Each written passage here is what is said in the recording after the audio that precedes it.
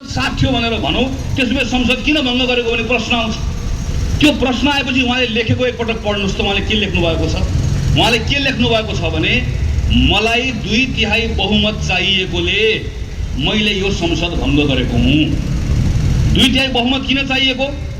संविधान संशोधन गर्न मलाई बहुमत चाहिएको।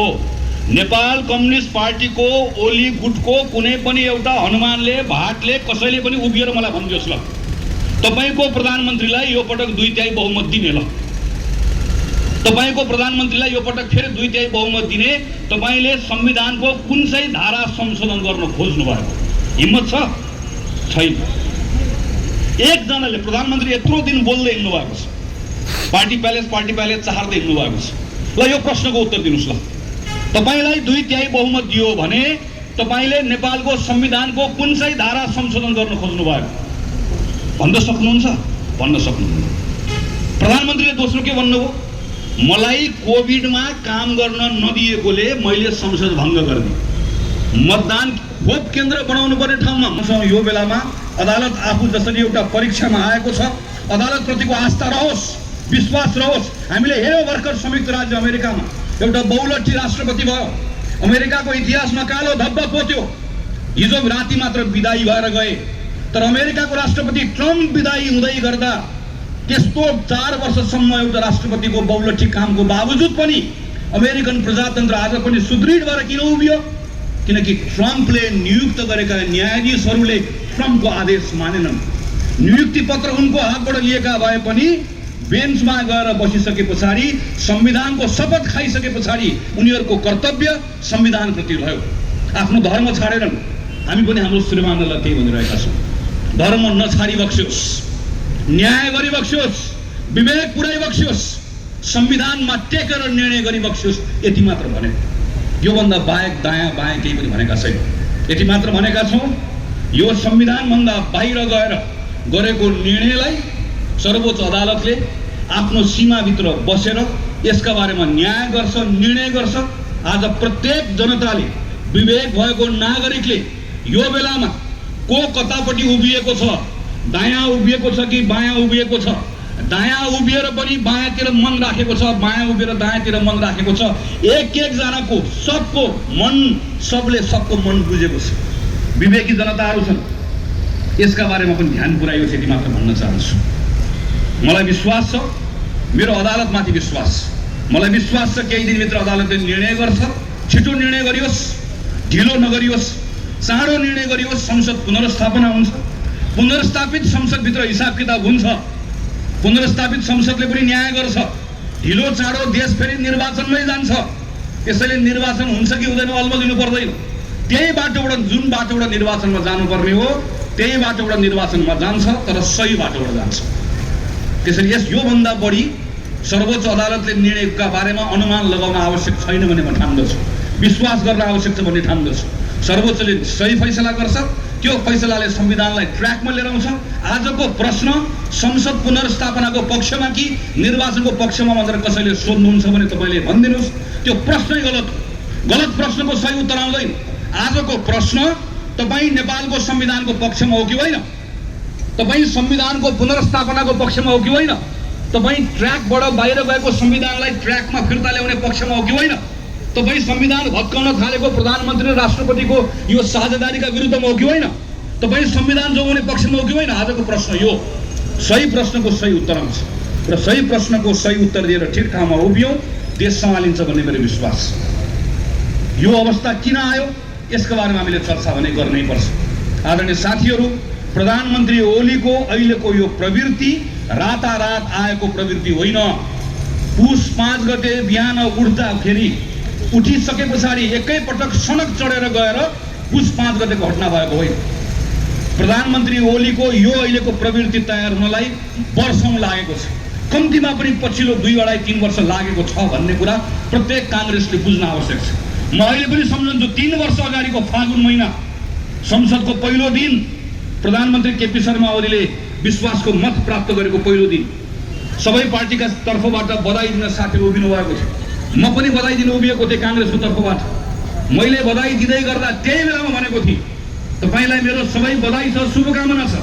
तर कता कता मेरो मनभित्र डर पनि छ। कता कता तपाईले प्राप्त गरेको शक्ति दुरुपयोग गर्नुहुन्छ र तपाई एउटा निरङ्कुश शासक बन्नुहुन्छ भन्ने मलाई डर पनि छ भनेर रोस्टममा बोलाएको म सम्झन्छु। त्यो भन्दै गर्दा मैले लगाएको अनुमान गलत साबित भइदियोस् भन्ने मेरो पनि चाहना थियो, मेरो आशंकाहरू थियो, मेरो इच्छा र चाहना थियो थिएन। मेरो इच्छा र चाहना प्रधानमन्त्री केपी शर्मा ओलीको सरकारले 5 वर्ष काम गरोस्, नेपाली नागरिकको जीवनमा केही न केही बदलाव आएको अनुभूति गर्ने अवस्था बनोस्, अनि त्यो नेपाल कम्युनिस्ट पार्टीसँग फेरि प्रतिस्पर्धा गरेर नयाँ ठाउँमा पुगौँला जाउँला भन्ने थियो। तर कतै कतै मनमा आशंका थियो। त्यो आशंका तथ्यहरूले बिस्तारै बिस्तारै ती आशंकाहरूलाई वास्तविकतामा बदल्न थाल्यो। ती प्रश्नहरू हामी उठाउँदै गयौँ। केही समय पछाडि अरू कुराहरू पनि उद्घाटन हुँदै आयो कि नेपालको प्रधानमन्त्रीसँग शक्ति छ, बाहिरबाट हेर्दै गर्दा सपना छ जस्तो लाग्छ, तर प्रधानमन्त्रीसँग सपना थिएन। प्रधानमन्त्रीसँग केवल एउटा खोक्रो विश्वास थियो र त्यो विश्वास प्रधानमन्त्रीको मात्र नौलो थिएन। संसारमा थुप्रै थुप्रै योग्यता नभएका शासकहरूमा यस्तो सपनाको भ्रम रहन्छ। मैले प्रधानमन्त्रीको साथीहरूलाई एउटा कथा सुनाएको थिएँ। प्रधानमन्त्रीको अहिलेको अवस्था हेर्दै गर्दा मैले धेरै पहिला सुनेको एउटा कथा सम्झेको छु। मैले उहाँलाई सुनाएको थिएँ। एउटा विद्यार्थी कक्षा 4 मा पढ्छ। 4 कक्षामा पढ्ने विद्यार्थी लट्ठक छ। शिक्षकले पढाउँदै गर्दा ध्यान दिएर सुन्दैन। नेपालीको गुरुले निबन्ध लेख्न सिकाउनु भयो। निबन्धको पाठको बेलामा सुत्यो। गुरुले अन्तिममा गएर पाठको अन्तिममा गाईको निबन्धको उदाहरण दिँदै गर्दाखेरि उठ्यो र उसले सुन्यो, गाई 4 खुट्टे जनावर हो, गाई घरपालुवा जनावर हो, गाईलाई माताको रूपमा हामीहरू हेर्छौँ, गाईको दुध पनि काम लाग्छ, गाईको सबै वर्णन गरेको सुन्यो। घर गयो, परीक्षा दिन आयो। परीक्षामा उसलाई घरको बारेमा सोध्यो। उसलाई निबन्ध थाहा थिएन, तर उसले यति बुद्धि चाहिँ लगाएर उसले के लेख्यो भने मेरो घरको अगाडि ठुलो चौर छ, चौरमा गाई चरिरहेको छ, गाई 4 खुट्टे जनावर हो, गाई घरपालुवा हो, गाईले दुध दिन्छ, गाईले घाँस खान्छ लेख्यो। प्रधानमन्त्रीको संसदभित्र उभिएको प्रत्येक प्रश्न, चाहे त्यो जनताको जीवनसँग जोडिएको प्रश्न होस्, चाहे त्यो नेपालको भविष्यसँग जोडिएको प्रश्न होस्, प्रधानमन्त्रीको प्रत्येक प्रश्नको उत्तरमा ठुला ठुला पूर्वाधार, कि रेल हुन्थ्यो, कि पानीजहाज हुन्थ्यो, कि काठमाडौँको सुन्दारा हुन्थ्यो, कि रानीपोखरी हुन्थ्यो। 2-4 दिन अगाडि मात्रै तपाईँको यही क्षेत्रबाट जानुभएको राष्ट्रिय सभाको एकजना सांसद हुनुहुन्छ, मेरो पुरानो मित्र। प्रधानमन्त्रीले के काम गर्नुभयो भन्ने प्रश्नको उत्तर दिने क्रममा राष्ट्रिय सभाको रोस्टममा उभिएर हेर्नुहोस् त रानीपोखरी बनाउनु भएको, हेर्नुहोस् त धरहरा बनाउनु भएको, हेर्नुहोस् त भ्यू टावर बनाउनु भएको। सिङ्गो प्रधानमन्त्रीको कम्पनीलाई देश बदल्ने भनेको यही 2-3 पूर्वाधार भन्दा बाहेक अरू कुनै पनि कुरा हो भन्ने नलाग्ने कुरा मैले अघि उदाहरण दिएको विद्यार्थीको कथा जस्तै हो।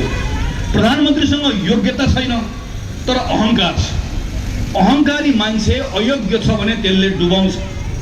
पटक पटक संसदमा यो कुराहरू भन्दै आयो। तर यत्रो सबै कुराहरू भन्दै आउँदै गर्दा पनि 2 वर्ष बित्यो।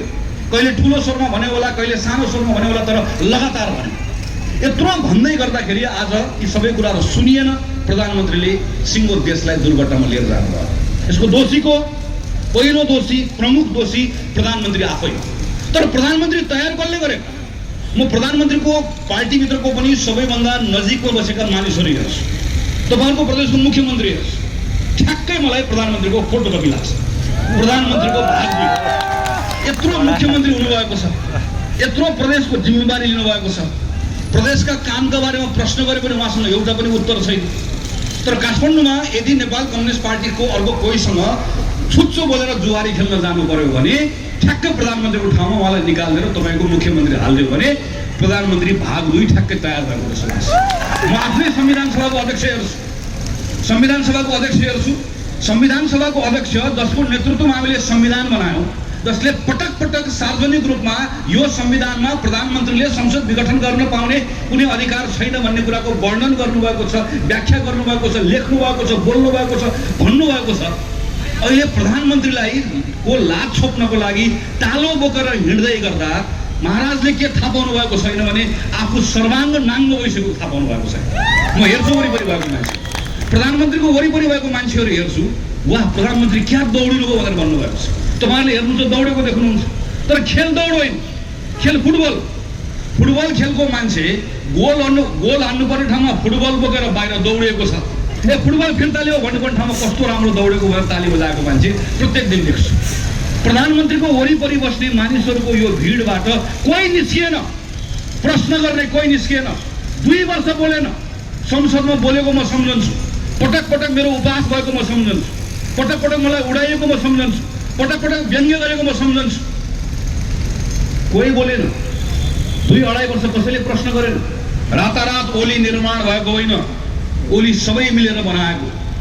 ओलीको यो भङ्जा प्रवृत्ति वरिपरि बस्ने सबै मिलेर बनाएको। वरिपरि बस्नेले मात्र होइन, अहिले हामी यहाँ छौँ भनेर लेखेर बस्नेहरूले पनि बनाएको। हामी यहाँ छौँ भनेर लेखेर बस्नेहरूलाई तपाईँ हामीले प्रश्न गर्नै पर्छ। आज राष्ट्रपतिमाथि प्रश्न उठाउँदै गर्दा, हामी यहाँ छौँ भनेर भन्दै गर्दा हामीले उहाँलाई सोध्नै पर्छ।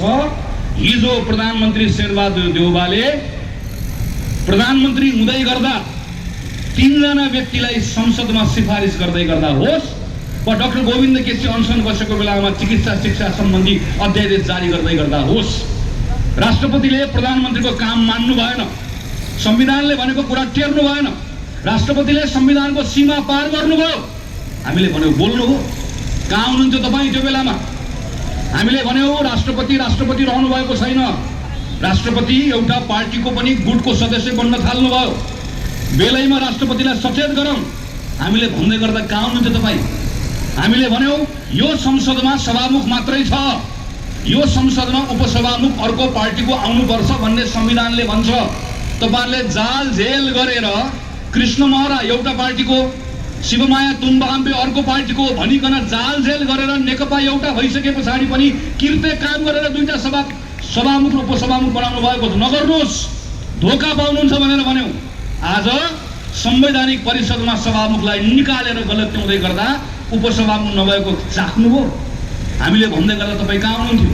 आज तपाईँले सूर्य चिन्ह मेरो लग्दिएला भनेर रोइ कराउँदै गर्दै गर्दा, निर्वाचन आयोगमा एउटा उपसचिवको सरुवा भयो भनेर रुँदै गर्दा सम्झनुहुन्छ संसदमा बोलेको?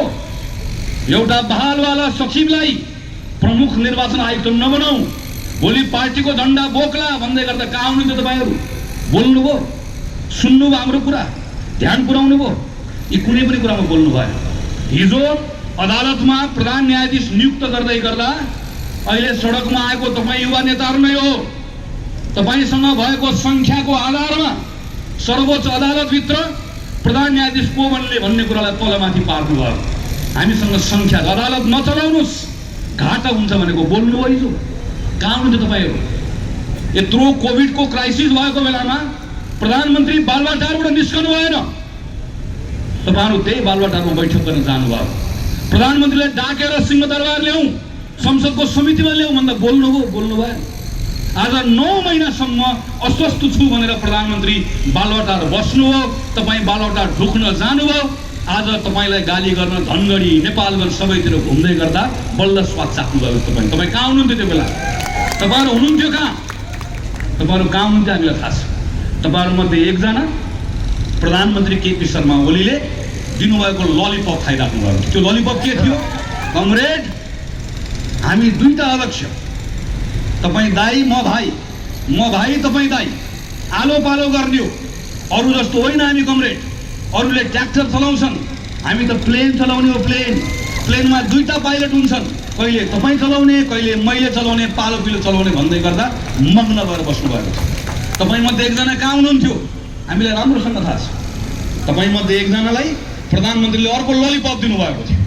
यो त माओवादी हो, अहिले काम चलाउन मात्र ल्याएको, मौका आएपछि निकालिदिने हो।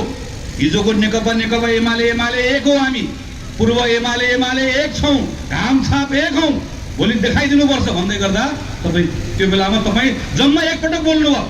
त्यो पनि कहिले बोल्नुभयो? कुर्सीको रङ मिलेन भन्दा बोल्नुभयो। तपाईँ बोल्नुभयो कहिले? तपाईँमध्ये एकजना कहाँ हुनुहुन्थ्यो? तपाईँमध्ये एकजना उता सर्लाईतिर सर्प पाल्न सर्प खोज्न जानुभएको थियो। तपाईँहरूमध्ये अलि छोटा मोटा कहाँ हुनुहुन्थ्यो? तपाईँहरूमध्ये छोटा मोटा कोही गोर्खामा चुनाव हारेर संविधानलाई च्यातेर राष्ट्रिय सभाभित्र छिर्दै हुनुहुन्थ्यो। तपाईँमध्ये कोही कहाँ हुनुहुन्थ्यो?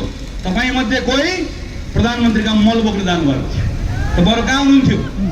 यतै वरिपरि घुमिराख्नु भएको थियो। प्रधानमन्त्री प्रश्न गर्नुभयो, बोल्नुभयो।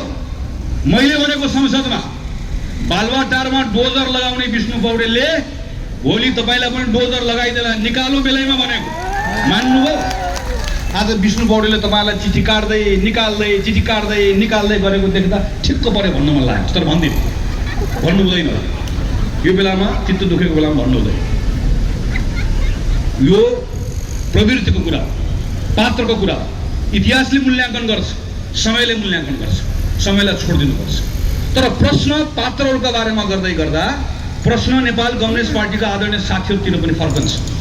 3 वर्ष अगाडि तपाईँहरूको पार्टी मिल्यो, रातारात मिल्यो। तपाईँले एकपटक प्रश्न गर्नुभयो। हिजो हाम्रो पार्टीमा पनि एकपटक निर्णय भयो। नेपाल कम्युनिस्ट पार्टी माओवादीको एकजना साथीलाई मत हाल्ने निर्णय गर्दै गर्दा हाम्रो पार्टीका तमाम पार्टीका कर्मठ साथीहरूले प्रश्न गरे आफ्नो नेतालाई, किन गोठालो लगायो, गलत। अब फेरि यस्तो निर्णय भयो भने कांग्रेसको नेता एकजना छाडिन्न भन्ने कुरा पार्टीको साथीहरू बोले। नेता डरायो, डराउनुपर्छ। प्रधानमन्त्री जनतासँग डराउने हो, नेता कार्यकर्तासँग डराउने। नेता डरायो, हामी डरायौँ र हामी त्यसपछि कसैले निर्णय गर्ने आँट गरेनौँ। तपाईँ बोल्नुभयो। यत्रो पार्टीको कार्यकर्ताको साथीहरूले रातारात एकजना ठेकेदार महोदयको घरमा बसेर कमरेडहरू मिलेर एक भयो भनेर आउँदै गर्दा कसरी मिल्नुभयो, के को आधारमा मिल्नुभयो? यत्रो कम्युनिस्ट पार्टी, हाम्रो पार्टीभित्र बरु धेरै कुरा छैन।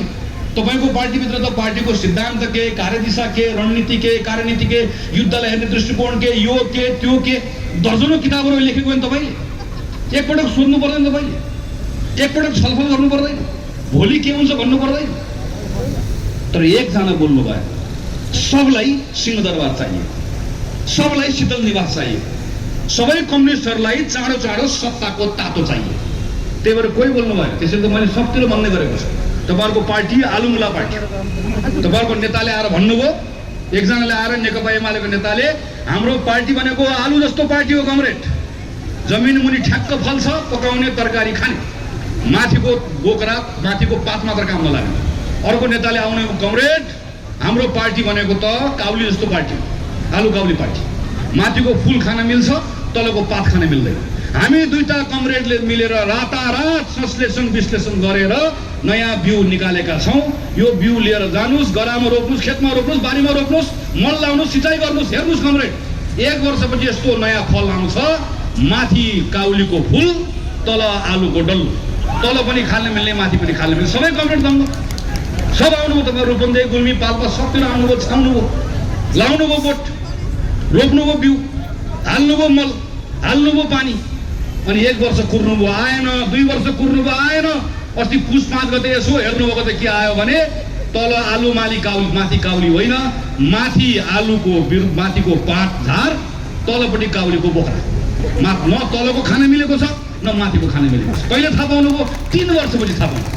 3 वर्ष पहिला यो बिउ ठिक छैन कमरेड, मिल्दैन यसरी, रातारात यसरी पार्टी मिल्दैन। दुईटा फरक बाटोबाट आएको पार्टी यसरी मिल्दैन। लोभ र पापले मात्र मिल्दैन। केवल पार्टी भनेको सत्ताको लागि मात्र होइन, सिंहदरबारको लागि मात्र होइन भने प्रश्न गर्नुभएको भए चुनावको परिणाम छोड्दिनुस्। तर आज यो दुर्घटना हुँदैन। तपाईँ बोल्नु भयो, तपाईँले भन्नुभयो, र आज तपाईँको पार्टीको कलहको भारी संसदले बोक्नु परेको छ। संसदले मात्र होइन, संविधानले बोक्नु परेको छ। संविधानले मात्र होइन, देशले बोक्नु परेको छ। आज यो भारी आम नागरिकले किन बोक्नु पर्यो? आज यो भारी आम नागरिक तपाईहरुको हिजोको गलत निर्णय, तपाईहरुको हिजोको लाचारीको कारणले गर्दा बोक्नु पर्यो। त्यसैले नेपाल कम्युनिस्ट पार्टीको त जुनसुकै गुटको साथी होस्, जनताको बीचमा आएर बोल्नुभन्दा पहिला क्षमा माग्नै पर्छ। जनताले दिएको मतको अपमान गर्यौं हामीले, जनमतको त्यसको सम्मान गर्न सकेनौं भनेर माफी माग्नै पर्छ। अनि मात्र बल्ल तपाईले आफ्नो कुरा राख्न पाउनुहुन्छ। छ त्यो गर्ने हिम्मत गरिराख्नु भएको छ। तपाईले एकले अर्कालाई पोल्दै गर्दा, आरोप लगाउँदै गर्दा 3 वर्ष अगाडि के भनेको थिए भन्ने कुरा सम्झाउनु पर्दैन। तपाईले सम्झनु भएन, बिर्सनु भयो भने पनि हामी पटक पटक तपाईहरुलाई सम्झाउनेछौँ। आदरणीय साथीहरू, यो सँगसँगै हामीले अर्को एउटा प्रवृत्तिलाई पनि चिन्नुपर्छ। राजनीतिमा हामी 3टा खालका प्रवृत्तिहरू देख्छौँ। एउटा प्रवृत्ति जसले जे छ त्यसमा चित्त बुझाउँछ, एउटा प्रवृत्ति जसले आज जे छ त्यसको ठिक कुरालाई सम्हाल्छ तर भोलि योभन्दा राम्रो बनाऊ भन्छ, अनि अर्को प्रवृत्ति जसले आज जे छ भइरहेको अवस्थामा तपाईलाई डराउँछ, तपाईलाई तर्साउँछ, तपाईलाई भावुक बनाउँछ, तपाईको भावनासँग खेल्छ। र त्यसपछि तपाईलाई तर्साएर भन्छ तिम्रो डरको एउटा मात्र समाधान छ, त्यो समाधान भनेको मोमो भनेर भन्छ। यस्तो डर कहिले धर्मको नाममा हुन्छ, यस्तो डर कहिले जातको नाममा हुन्छ। हेर्नुस् त तपाईले हामी आफैले देखेको, हाम्रो अग्रजहरू यहाँ हुनुहुन्छ, तपाईहरुले हिजो राजनीति गर्दै गर्दा देखेको, जसले हिजो पञ्चायत कालको राजनीतिको बेलामा हाम्रो मन्दिरको मूर्ति छाडेन, अहिले हाम्रो गाउँठाउँमा आएर गाई डोराएर के भन्छ भने हाम्रो धर्म खतरामा छ, हामी जोगाउँछौँ भनेर भन्छ। किन? हामीलाई भित्र डर लगाइदिएको छ, हाम्रो भित्र डर छिराइदिएको छ, कहीँ खतरामा छ कि भन्ने बनाइदिएको छ। अनि उसले के भन्छ, यसलाई जोगाउने काम मैले मात्र गर्छु भन्छ। अर्को आउँछ उसले के भन्छ, हाम्रो समुदाय खतरामा छ भन्छ। त्यो समुदाय कहिले मधेसको होला, कहिले पहाडको होला, कहिले दलित होला, कहिले जनजाति होला, कहिले खस होला, जोसुकै होला, तर डर उसले अगाडिको बाटो देखाउँदैन। उसले भन्छ बर्बाद हुन लाग्यो, सकिन हुन लाग्यो भनेर डराउँछ, तर्साउँछ, तपाईँको मनको भावनासँग खेल्छ र भन्छ समस्याको समाधान मैले मात्र दिन सक्छु भन्छ। र यो मध्येको सबैभन्दा खतरनाक प्रवृत्ति भनेको जसले के भन्छ, देश डुब्न लाग्यो, डुबिसक्यो, सकिसक्यो, खाइसक्यो, समाप्त गरिसके, राष्ट्रघातीहरूले भ्याइसके, अब जम्मा एउटा मात्र कुरा छ, म जोगाउँछु भनेर आउँछ। अनि डराएको मान्छेले हो जोगाइदिनुहोस् महाराज भनेर भन्छ। हामीले अमेरिकामा यही देखेको हेर्नुहोस् है, हामी अहिले ब्राजिलमा यही देखिरहेका छौँ, युरोपको टर्कीमा यही भइरहेको छ, उतापट्टि हङ्गेरीदेखि लिएर थुप्रै युरोपका देशहरूमा अहिले हामी ठ्याक्कै यही देखिरहेका छौँ। चुनाव हुन्छ, जनतालाई भोलिको उज्यालो देखाउने भन्दा पनि अँध्यारो देखाउने, तर्साउने र त्रसित भएको जनताको बिचमा आएर भन्ने म मसिहा हुँ भनेर भन्ने, त्यो प्रवृत्ति सबैभन्दा घातक प्रवृत्ति हो। लोकतन्त्रवादीले चिर्नुपर्ने प्रवृत्ति हो, गाउँ गाउँमा गएर टोल टोलमा गएर चिर्ने प्रवृत्ति हो। भारतले नक्सा बनायो, एकतर्फी नक्सा जारी गर्यो र भन्यो कालापानी लिम्पियाधुरा लिपुलेख हाम्रो। यो आजदेखि होइन, पञ्चायत कालमा राजा महेन्द्रको पालादेखि कालापानी क्षेत्रमा भारतले आफ्नो अड्डा जमाएर बसेको थियो। पञ्चायतभरि पञ्चायतको शासक बोलेन। 2046 सालको परिवर्तन पछाडि चाहे गिरिजाप्रसाद कोइराला प्रधानमन्त्री हो, चाहे मनमोहन अधिकारी, चाहे सूर्यबहादुर, चाहे शेरबहादुर, चाहे सुशील कोइराला, प्रत्येक प्रधानमन्त्रीले भारतको वार्तामा एउटा कुरा भनिराखे, लेखिराखे, यो भूभाग हाम्रो हो, संवादबाट यसको हल खोजिनुपर्छ, यो नेपालको क्षेत्र हो। कोही चुकेन, काङ्ग्रेस चुकेन, कम्युनिस्ट चुकेन, राप्रपा पनि चुकेन, प्रजातान्त्रिक कालमा यो भयो। तर यस्तो भइरहेको बेलामा, कोभिडको सङ्कटको बेलामा भारतले एकतर्फी नक्सा निकाल्यो। नक्सा निकाल्न साथै सबैभन्दा पहिला को बोल्यो? काङ्ग्रेस बोल्यो। काङ्ग्रेसको बैठकबाट बोल्यो। काङ्ग्रेस मात्र बोलेन, नेकपा पनि बोल्यो। सिङ्गो संसद बोल्यो, संसदको प्रत्येक समिति बोल्यो, सरकारलाई बोलाएर निर्देशन दियो। बरु प्रधानमन्त्रीले के भन्नुभयो? नक्सा छापेर कोही ठुलो हुँदैन, नक्सा त प्रेसमा छाप्नु जति पनि सकिन्छ, भूभाग ल्याउनुपर्छ। हामीले भन्यो ठिक छ, पहिला नक्सा अनि भूभाग पनि चाहिन्छ, तर नक्सा पनि एकैचोटि गएर वैशाखको महिनामा, यो म मङ्सिर पुसको कुरा गर्दैछु, वैशाखको महिनामा गएर भारतले त्यही ठाउँमा हामीलाई पेल्दै पेल्दै लिएर गएर नक्सा बनाएको ठाउँमा उसले डोजर चलायो, बाटो बनायो। सिङ्गो संसद बोल्यो, सबै पार्टी बोले, नेकपा बोल्यो, काङ्ग्रेस बोल्यो, सबै बोल्यो।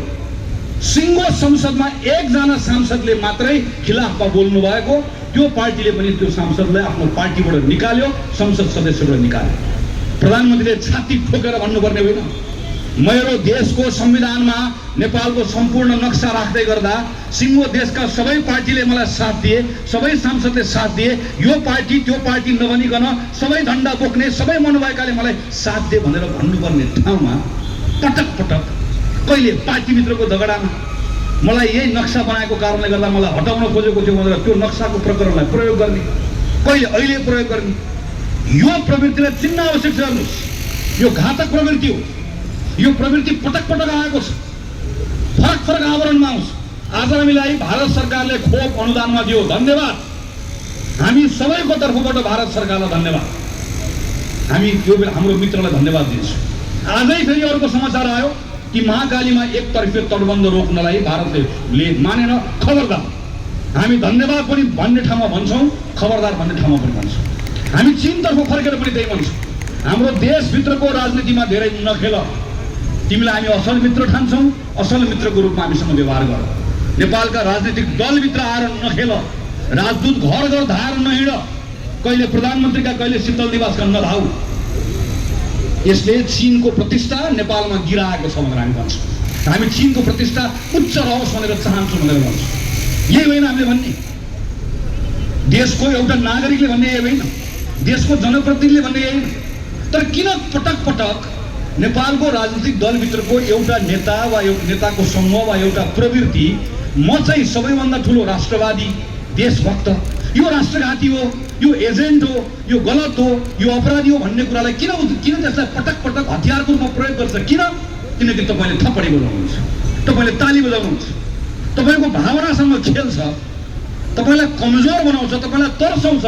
तर पनि तपाईँ बुझ्नुहुन्न, एउटा टेलिभिजनमा अन्तर्वार्ता लिने मान्छे आउँछ भारतबाट, त्यही अन्तर्वार्ता लिने मान्छे जसले प्रधानमन्त्रीको बेइज्जत गर्दै गर्दा म अब सबैभन्दा पहिला बोल्ने मान्छे, अरू साथीहरू बोल्ने मान्छे, खबरदार, देशभित्र हाम्रा हजार विमति होलान्, तर तिम्रो टेलिभिजन च्यानलमा प्रसारित भएको कुरा खबरदार मेरो प्रधानमन्त्रीका बारेमा बोल्न पाइन्न भनेर लेख्ने मान्छे हामी हो, बोल्ने मान्छे हामी। आज तिमीलाई मेरो ढोकाभित्र प्रवेश छैन भनेर भन्नुपर्ने ठाउँमा उसलाई बोलाइन्छ, ल्याइन्छ, अनि एउटा सेटिङ अन्तर्गत अन्तर्वार्ता दिइन्छ, सबै मान्छे ताली बजाउँछ, अनि भोलिपल्ट फेरि त्यही गएर दौडिन्छ, उता गएर सगरमाथाको बारेमा प्याच एउटा कुरा भन्नु, सबै रुन थाल्छ। फेरि कति कमजोर हो, मानव त्यसले सगरमाथा लगिहाल्ला भनेर आएको छ, फेरि खबरदार भन्छ। हामीहरू यो कुराले के देखाउँछ? हामीभित्रको त्यो डरसँग खेल्नका निम्ति नेपालभित्रको एउटा राजनीतिक प्रवृत्तिले सिकेको छ, जानेको छ। यसलाई रोक्नुपर्छ। खास गरिकन म तन्नेरीलाई भन्न चाहन्छु, युवाहरूलाई भन्न चाहन्छु, यसो हुँदै गर्दा के हुन्छ? तपाईँको प्रश्नको उत्तर दिनु पर्दैन, तपाईँको प्रश्नको उत्तर दिनु पर्दैन। तपाईँको जिल्लाबाट जानुभएको अर्थमन्त्रीले यो ठाउँमा आएर उभिएर गएको 3 वर्षमा कतारबाट कति लास फिर्ता भयो भन्नु पर्दैन। इजरायलमा कति नेपाली बहिनीहरू बलात्कृत भए उत्तर दिनु पर्दैन। के भन्दै पुग्छ? नक्सा छ नि, नक्सा भन्दै पुग्छ, ढाँड दिए पुग्छ। त्यसैले म साथीहरूलाई आग्रह गर्न चाहन्छु, प्रश्नबाट भाग्न खोज्नेहरूले, कायरहरूले यस्तै बहानाहरू खोज्छ। नेपालमा म नेपाल कम्युनिस्ट पार्टीको साथीको देशभक्तिमा पनि शङ्का गर्दै, म प्रधानमन्त्रीकोमा पनि गर्दै। अस्ति मेरो परराष्ट्र मन्त्री जानु हो, काम चलाउ सरकारको नगएको हुन्थ्यो, काम संसद जसले यत्रो काम गर्यो त्यो संसद भङ्ग गरेर गएको परराष्ट्र मन्त्रीलाई हेप्छ। तर हेप्यो भन्ने कुरामा ताली बजाइएन, खबरदार भनियो, नोटिसमा लिइयो, भोलि हिसाब किताब गरौँला भनेर भन्यो। यसरी होइन देश चल्ने भने। तर पटक पटक यो विषय प्रयोग हुने, पटक पटक यसलाई प्रमाणित गर्न खोज्ने, पटक पटक म मसिया भनेर त्यसलाई स्थापित गर्न खोज्ने यो प्रवृत्तिलाई पनि चिन्न आवश्यक। त्यसैले म आदरणीय साथीलाई आग्रह गर्छु, कोही साथी अल्मलिन आवश्यक छैन। यो असंवैधानिक कदमका विरुद्धमा पार्टी बाहिर आएको छ। मैले अघि पनि भने यो असंवैधानिक कदम हो भन्ने कुरा पार्टीको निर्णय यति हो। असंवैधानिक कदमका विरुद्धमा नेपाली कांग्रेस सडकमा आएको छ, पार्टीको निर्णय यही हो। नेपाली कांग्रेस त्यसको प्रतिवाद गरेको छ, प्रतिरोध गरेको छ, पार्टीको निर्णय यही हो। यही पार्टीको निर्णयको आधारमा साथीहरू नअल्मलिकन टोल टोलमा जानुहोस्, गाउँमा जानुहोस्। चुनाव हुन्छ कि हुँदैन? हुन्छ। चुनाव समयमा हुन्छ, आफ्नो बाटो समातेर हुन्छ। चुनावमा जित्ने मन राख्नुपर्छ कि राख्नुपर्छ। रूपन्देहीको सबै निर्वाचन क्षेत्रमा कांग्रेसको 4 तारे झण्डा यो पटक फरफराउने हो। यसमा अलमल छ? अलमल छैन। सूर्यप्रसाद दाईको आँगनमा बसेर शपथ खाएको नि आज हामीले। अलमल छैन। एउटा प्रतिस्पर्धात्मक राजनीतिमा विश्वास गर्ने पार्टीले हरदम निर्वाचनको तयारी गरिरहेको हुन्छ, हरदम निर्वाचनको बारेमा सोचिरहेको हुन्छ। तपाईहरु त चुनावको बारेमा सोच्नु भयो नि भन्दै गर्दा आत्तिएर भाग्नु पर्दैन हो। चुनावको बारेमा सोच्छौँ हामीहरू, तर चुनावको बारेमा सोच्दै गर्दा हामीलाई यति कुरा राम्रोसँग थाहा छ, चुनाव भनेको फुटबल खेल जस्तै हो। अर्कोपट्टिको खेलाडी घाइते हुँदै गर्दा, अर्कोपट्टिको खेलाडीहरू झगडा गर्दै गर्दा, आफ्नै टिममा नमिलेर आत्मघाती गोल गर्दै गर्दा अर्को टिम खुसी हुन्छ। अर्को टिम हेर्छौँ, कोही घाइते छन्, कोही यता लडेका छन्, हामी यहाँ छौँ, हामी त्यहाँ छौँ, सुतेका छन्, उठेका छन्, एकै अर्कालाई फल हानेका छन्, आफ्नैतिर गोल हानेका छन्। देखेर खुसी होला मान्छे, हामी पनि खुसी हुन्छ, स्वाभाविक हो। तर यति विवेक कांग्रेससँग छ, फुटबल खेल जित्ने हो, जितिन्छ। तर फुटबल खेल जित्नको लागि मैदान त बाँकी रहनु पर्यो। पहिला मैदानै बाँकी रहेन भने खेल्ने कहाँ हो? पहिला मैदान जोगाउँ, मैदान जोगाएपछि जितिन्छ। जाइन्छ कहाँ जान्छ? उहाँहरू सूर्य चिन्ह खोजिराख्नु भएको छ। सबैलाई सूर्य चाहिएको छ दुईटै नेकपालाई। तपाईँले देखिराख्नु भएको छ, एकातिरको सूर्यलाई बादलले ढाकिदिएको छ, अर्कोतिरको सूर्य प्रचण्ड बलेर पोलिटीले बसिन सक्नु भएको छ। त्यही भएर सूर्य जता गए पनि जे गए पनि तपाईँ धेरै चिन्तित हुनु पर्दैन। आफ्नो काम गर्ने, जनताको बीचमा जाने, काङ्ग्रेसको धारणा बताउने, जनताको बीचमा उभिने, एकाकार गर्ने र भन्ने गिरिजा प्रसाद कोइरालाको नेतृत्वमा यो शान्ति प्रक्रिया प्रारम्भ गरेको, त्यसको जगमा सुशील कोइरालाको नेतृत्वमा संविधान निर्माण गरेको, शेरबहादुर देउवाको नेतृत्वमा यो संविधानलाई कार्यान्वयनमा लिएर गएको, अनि राष्ट्रपति विद्यादेवी भण्डारी र प्रधानमन्त्री केपी ओलीले संविधान च्यात्दै गर्दा प्रतिरोध गरेको संविधान बचाएको काङ्ग्रेस यही हो भनेर जनताको बीचमा भन्न सक्ने हाम्रो अवस्था छ र हामीले भन्ने पनि त्यही। जनताको बीचमा रुने होइन, रुनेहरूलाई कहीँ पनि ठाउँ हुँदैन। हामीले जनताको बीचमा गएर भन्ने हो, प्रधानमन्त्रीले लानुभयो, डुबाउनुभयो, बिताउनुभयो, यो होइन। प्रधानमन्त्रीले लाने कोसिस गर्नुभएको छ, डुबाउने कोसिस गर्नुभएको छ, तर काङ्ग्रेस जिउँदो छ, कसैले डुबाउनु छ। हामी छौँ, हामी सम्हाल्छौँ, संविधान पनि सम्हाल्छौँ, संसद पनि सम्हाल्छौँ, देश पनि सम्हाल्छौँ, निर्वाचनमा लिएर जान्छौँ, जितेर आउँछौँ, सिंहदरबार कसरी चलाउने हो कम्युनिस्टहरूलाई देखाउँछौँ, स्थिरता के हो देखाउँछौँ, शान्ति के हो देखाउँछौँ, समृद्धि के हो देखाउँछौँ, स्वाधीनता के हो देखाउँछौँ। हामी गर्छौँ भनेर भन्ने, हामी यहाँ छौँ भनेर रोएर बस्ने होइन। हामी छौँ, यहाँ छौँ, कहाँ छौँ? देशभरि छौँ, जनताको बिचमा छौँ, सबको माझमा छौँ। हामी छौँ। प्रधानमन्त्री केपी शर्मा ओलीलाई बालकोट पठाउँछौँ, राष्ट्रपति विद्यादेवी भण्डारीलाई मेरो घर छेउमा बस्नुहुन्छ चपली पठाउँछौँ, ठिक मान्छेलाई सिंहदरबार लान्छौँ, ठिक मान्छेलाई शीतल निवास लान्छौँ, हाम्रो संस्थाको गरिमा जोगाउँछौँ, संविधान जोगाउँछौँ, देश चलाउँछौँ, सब ठिक बनाउँछौँ भन्ने कुराको आत्मविश्वास पनि राख्ने, जनतालाई त्यो भरोसा पनि दिने। र एक ढिक्का भयो, टोल टोलमा, गाउँ गाउँमा पार्टीको कार्यक्रम सकिएको छैन। पार्टीले सब देशभरिको जिल्ला कमिटीलाई यो सबै कार्यक्रम माथि बनाएको, योभन्दा तलको कार्यक्रम आफै बनाउनुहोस् भनेर भनेको छ। तलको कार्यक्रम तपाईँहरू आफैले बनाउने, टोल टोलमा जाने, गाउँ गाउँमा जाने, सब जनतालाई एकीकृत गर्ने, एकाकार गर्ने र सबका बिचमा गएर भविष्यप्रतिको एउटा आश्वस्त पार्ने काम पनि नेपाली कङ्ग्रेसले गर्छ भन्ने विश्वास राख्दै आदरणीय खेलराज दाई लगायत साथीहरू जसले यत्रो भव्य कार्यक्रमको आयोजना गर्नुभयो, तपाईँहरू सबैप्रति आभार प्रकट हुँदै यत्रो प्रतिकूल मौसममा आउनुभयो, यति धेरै साथीहरू पार्टी प्रवेश गर्नुभयो, नयाँ आउनुभएको साथीहरूलाई पनि पार्टीमा सम्पूर्ण स्वागत गर्दै मेरो आफ्नो कुरा टुङ्ग्याउँछु। धन्यवाद, नमस्कार, जय नेपाल।